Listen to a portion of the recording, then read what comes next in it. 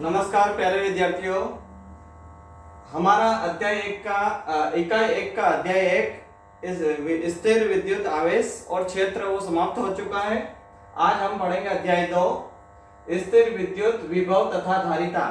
इकाई एक के कुल अंक तो पता है आपको, कुल अंक कितने हैं? 8, जिसमें से 5 नंबर का एक क्वेश्चन आएगा और 3 नंबर के ऑब्जेक्टिव है। तो 5 नंबर का बड़े क्वेश्चन के हिसाब से अभी तक ब्लूप्रिंट वही है, नया ब्लूप्रिंट अभी कोई निर्देश नहीं आए हैं, इसलिए अपन पुराने ब्लूप्रिंट के आधार पर बड़े क्वेश्चन कर रहे हैं। तो उसके अंतर्गत स्थिर विद्युत विभव तथा धारिता में महत्वपूर्ण पाठ्यक्रम, ये महत्वपूर्ण पाठ्यक्रम अपन पढ़ेंगे। इसके अलावा बहुत सारी चीजें हैं जो अपन ने सिर्फ इंपॉर्टेंट चीजें ली है।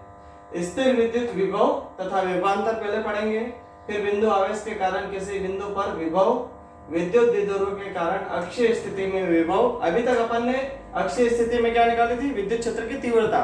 और अब क्या निकालेंगे? विभव निकालेंगे। फिर निरक्षीय स्थिति में विभव निकालेंगे। सम विभव पृष्ठ व इसके गुण, धारिता की परिभाषा तथा गोलीय चालक की धारिता, संधारित्र तथा इसका सिद्धांत, आंशिक रूप से पराविद्युत पदार्थ की उपस्थिति में समांतर प्लेट संधारित्र की धारिता, संधारित्रों का संयोजन श्रेणी क्रम में और समांतर क्रम में। चलो अब इस पाठ्यक्रम को विस्तृत रूप में क्वेश्चन द्वारा देखते हैं।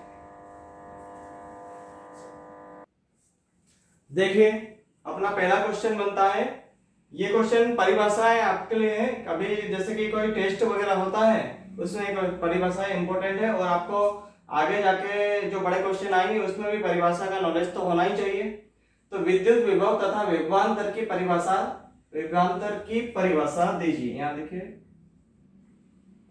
परिभाषा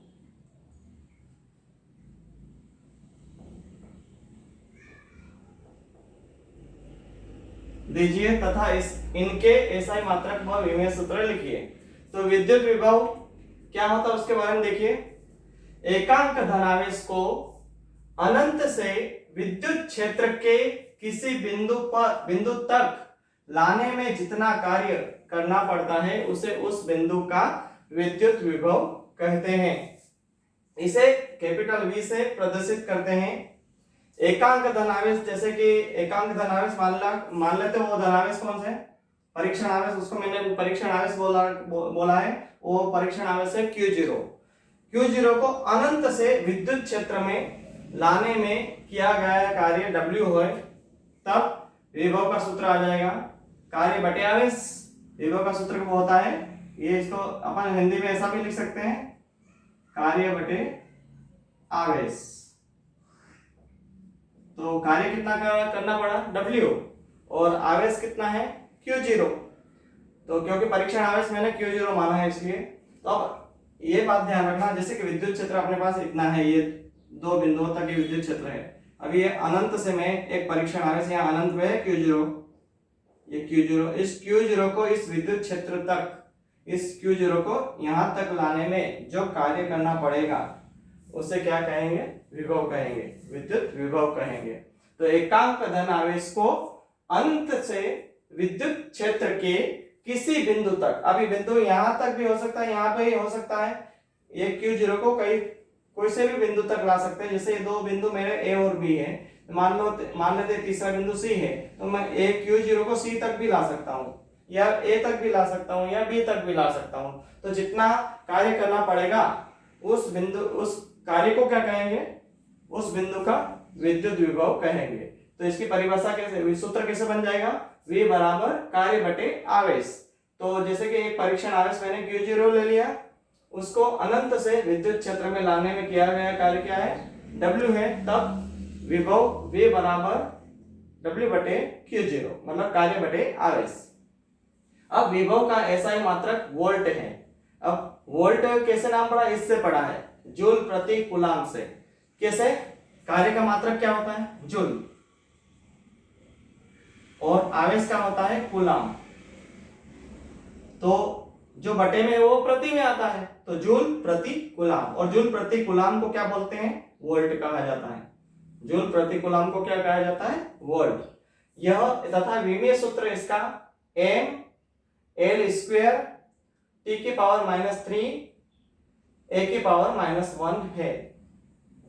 ये कैसे आया मैं बताता हूं इसका। जैसे कार्य का विमेय सूत्र क्या है आपके पास, m एल स्क्वायर टी की पावर -2, ये कार्य का है।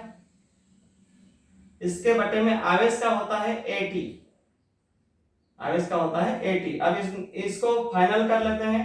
तो ये तो सबसे पहले m तो ऐसे ही आएगा, m के बाद किसका नंबर आएगा l, तो नीचे l है क्या, नहीं है, तो इसको भी एल स्क्वायर ही रहेगा।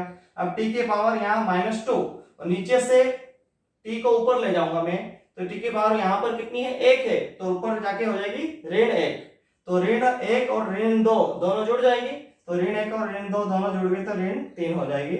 और a की पावर 1 है, नीचे धन के 1, तो ऊपर जाके ऋण का 1 हो जाएगी। तो इस तरह ये विमेय सूत्र बना है। ठीक है,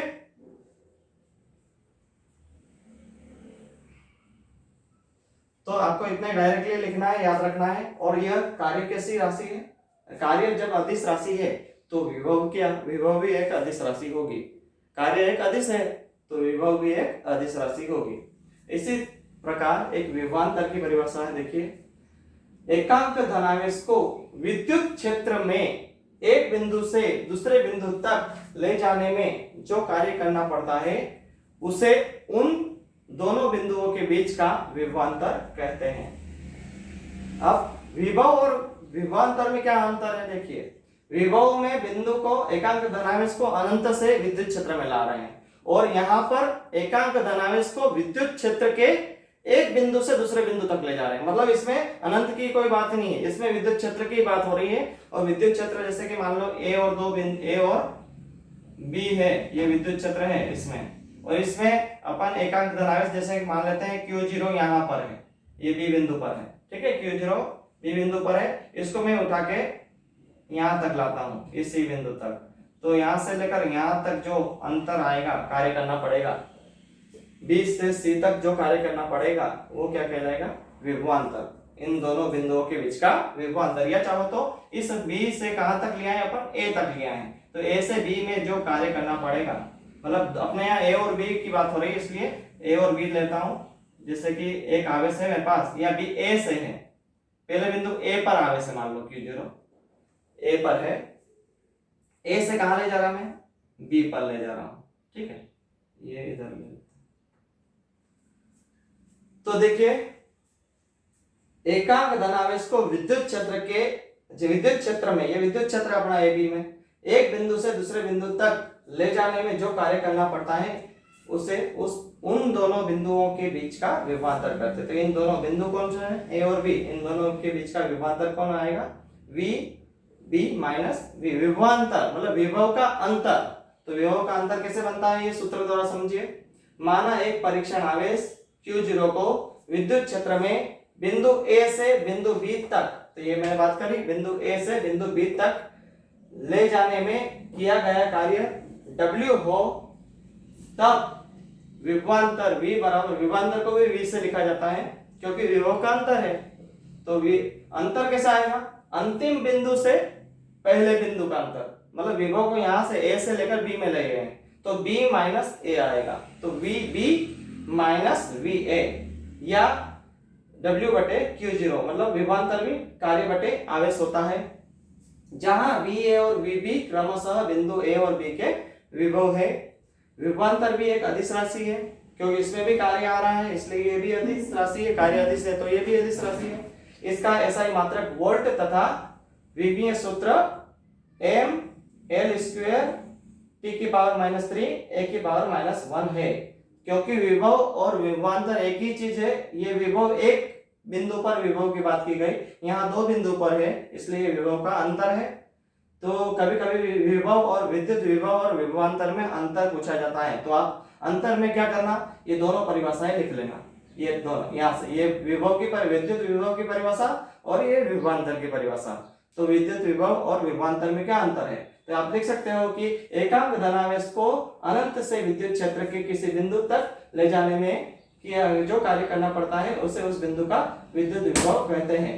जबकि आप जबकि करके इसको लिख सकते हैं, एकांक धनावेश को विद्युत क्षेत्र में एक बिंदु से दूसरे बिंदु तक ले जाने में जो कार्य करना पड़ता है उसे उन दोनों बिंदुओं के बीच का विभवांतर कहते हैं। तो ये आपको अच्छी तरह समझ में आ गया होगा, विद्युत विभव और विभवांतर। इसके बाद मैं अगले क्वेश्चन पे जाता हूं। ये आप लोग इसको नोट कर लीजिए।